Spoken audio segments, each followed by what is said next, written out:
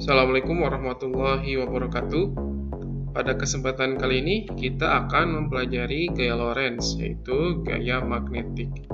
Ini adalah foto dari Hendrik Anton Lorentz, fisikawan dari Belanda. Gaya Lorentz atau gaya magnetik adalah gaya yang terjadi akibat interaksi antara medan magnetik dengan arus listrik atau muatan listrik yang bergerak. Tentunya bergeraknya nanti ada di dalam suatu daerah yang memiliki medan magnet. Artinya, untuk mempelajari gaya Lorentz ini, kalian harus mempelajari terlebih dahulu tentang medan magnetik atau induksi medan magnetik. Gaya Lorentz pada penghantar berarus dalam medan magnetik. Jika ada sebuah wilayah di mana ini adalah tanda dari sebuah medan magnet yang arahnya masuk ke bidang dari pengamat ya. Jadi dia masuk ke bidang. Misalkan ada penghantar lurus seperti ini yang memiliki panjangnya L, diberi arus misalkan arahnya dari bawah ke atas atau dari selatan menuju utara.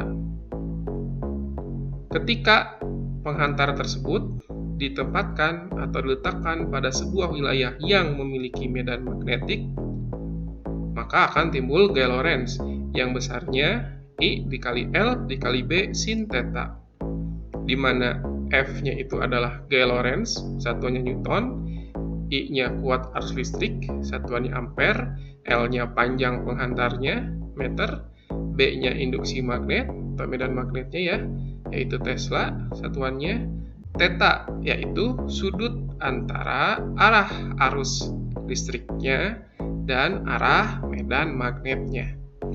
Untuk mengetahui arah gayanya, gunakan kaidah tangan kanan, di mana jempol itu sebagai arah arus listrik, telunjuk sebagai arah dari medan magnetnya, induksi magnetnya, dan F itu adalah arah gayanya. Atau bisa menggunakan kaidah tangan yang cara kedua, di mana jempol itu adalah arah arusnya, kemudian 4 jari adalah arah dari induksi magnet atau medan magnetnya, kemudian telapak tangan itu adalah arah dari gayanya. Lalu bagaimana nih ketika arah arus listriknya ke atas, kemudian B-nya arahnya masuk bidang, dengan menggunakan kaidah tangan kanan, maka arahnya adalah ya ke arah kiri. Sehingga nanti penghantar berarus ini akan bergerak ke arah kiri. Seperti itu. Contoh soalnya, sepotong kawat yang panjangnya 2 meter ditempatkan dalam suatu medan magnet yang besarnya 0,04 Tesla yang membentuk sudut 30 derajat terhadap kawat tersebut. Tentukan besar gaya Lorentz yang dialami oleh kawat yang diberi arus 5 ampere. Kita punya persamaan F sama dengan I dikali L dikali B sin theta. Arusnya 5 ampere, panjangnya 2 meter, dan induksi magnet, medan magnetnya 0,04 Tesla. Sedangkan sudutnya 30 derajat. I-nya 5, L-nya 2, B-nya 0,04 dan sin 30. 5 kali 2 10 dikali 0,04 sin 30 itu setengah. 0,04 dibagi 2 atau dikali setengah itu 0,02 dikali 10 hasilnya 0,2 Newton. Kemudian gaya Lorentz pada muatan listrik yang bergerak dalam medan magnetik. Misalkan lagi ada sebuah wilayah ketika medan magnetnya arahnya masuk ke bidang. Kemudian ketika ada sebuah muatan listrik, misalkan muatan positif ya, artinya dia punya besar muatan Q, dan karena dia bergerak memiliki kecepatan V. Sehingga gaya Lorentz yang dihasilkannya itu adalah besarnya ya, sama dengan Q dikali V dikali B sin theta, di mana F-nya gaya Lorentz, satuannya Newton, Q-nya adalah muatan listrik, satuannya Coulomb, V-nya adalah kecepatan muatan listrik ketika bergerak, yaitu satuannya meter per sekon, kemudian B-nya adalah induksi magnet, satuannya Tesla. Kemudian theta-nya adalah sudut antara arah gerakan muatan listriknya dengan arah medan magnetnya. Contoh soalnya, sebuah elektron Q-nya min 1,6 dikali 10 pangkat min 19 Coulomb. Ingat, elektron itu adalah muatan negatif.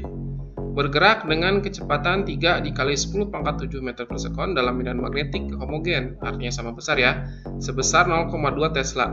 Jika arah gerak elektron terhadap medan magnet membentuk sudut 45 derajat, tentukanlah besar gaya Lorentz yang dialami elektron. Kita punya persamaan F sama dengan Q dikali V dikali B sin theta. Ini adalah Q-nya, ini V-nya, itu B-nya, dan ini adalah theta-nya. Masukkan nilai-nilainya, Q-nya 1,6 dikali 10 pangkat min 19. Ingat tadi ya, Q-nya itu besarnya saja. Artinya tanda minus itu hanya menunjukkan bahwa elektronnya bermuatan negatif. V-nya 3 dikali 10 pangkat 7, B-nya 0,2, dan sin 45 derajat. 3 dikali 0,2 itu 0,6, sin 45 derajat adalah setengah akar 2. 1,6 dibagi 2 itu 0,8 kali 0,6, 0,48 akar 2. 10 pangkat min 19 dikali 10 pangkat 7, jadi 10 pangkat min 12. Ingat sifat eksponennya ya, kalau dikali maka pangkatnya dijumlah. Maka hasilnya 0,48 akar 2 dikali 10 pangkat min 12 Newton. Yang menarik adalah lintasannya, yaitu lintasan muatan listrik yang bergerak dalam medan magnetik. Ketika ada sebuah muatan listrik, misalkan muatan positif, seperti itu. Bagaimana kalau θ-nya, yaitu arah gerakan dari muatan listrik tersebut dengan arah medan magnetnya, yaitu B-nya, artinya tegak lurus ya, maka lintasannya adalah membentuk lingkaran. Mengapa? Karena di sini ketika dia tegak lurus, maka gaya Lorentz-nya itu sama dengan gaya sentripetalnya, di mana gaya Lorentz-nya Q dikali V kali B sin 90 derajat karena tegak lurus. Kemudian gaya sentripetalnya massa dikalikan percepatan sentripetalnya. Massa siapa? Massa muatannya. Sin 90 derajat itu adalah 1. Kemudian percepatan sentripetal persamaannya bisa kita ubah juga menjadi V kuadrat per R. Kita coret nih ya V-nya. Jadinya QB sama dengan MV per R. Sehingga bisa dihasilkan jari-jari dari lintasan muatan yang bergerak tersebut, di mana R-nya sama dengan M dikali V dibagi Q dikali B. R-nya adalah jari-jari lintasannya yang melingkar, satunya meter, M-nya massa partikel atau muatannya, kilogram, V-nya kecepatan muatan listriknya, meter per sekon, B-nya adalah induksi magnet atau medan magnetnya, Tesla, Q adalah muatan listrik. Sekarang, kalau misalkan medan magnetnya ke arah kanan, yang panah hijau tuh, gimana kalau θ-nya, sudut atau arah gerakan dari muatannya itu sejajar terhadap arah medan magnetnya? Maka lintasannya berupa lintasan lurus yang searah dengan medan magnetnya. Bagaimana kalau sekarang sudutnya 180 derajat sejajar terhadap arah medan magnetnya? Sama juga, lintasannya lurus tapi berlawanan arah medan magnetnya.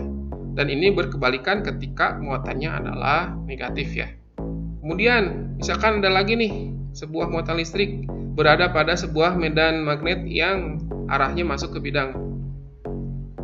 Bagaimana kalau sudutnya di antara 0 derajat sampai 90 derajat terhadap medan magnetiknya? Maka arah gerakannya adalah,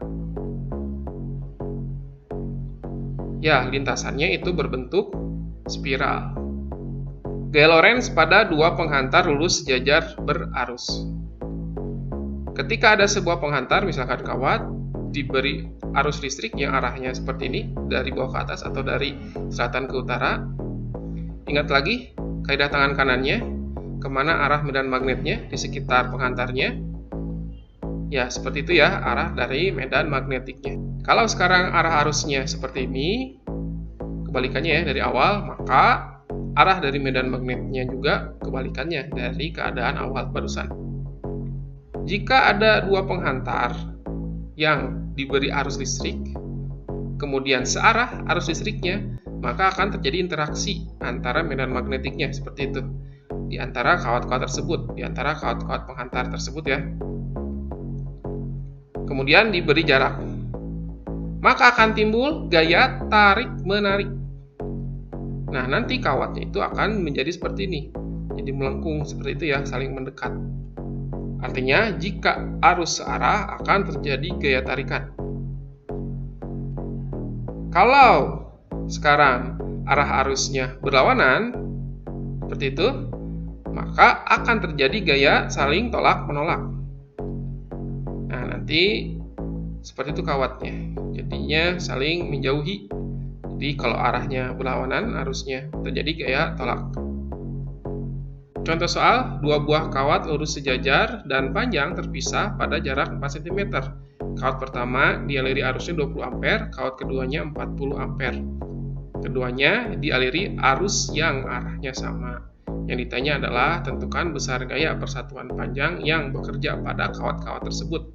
Menggunakan persamaan yang mana? Ini adalah persamaan untuk gaya pada dua penghantar berarus.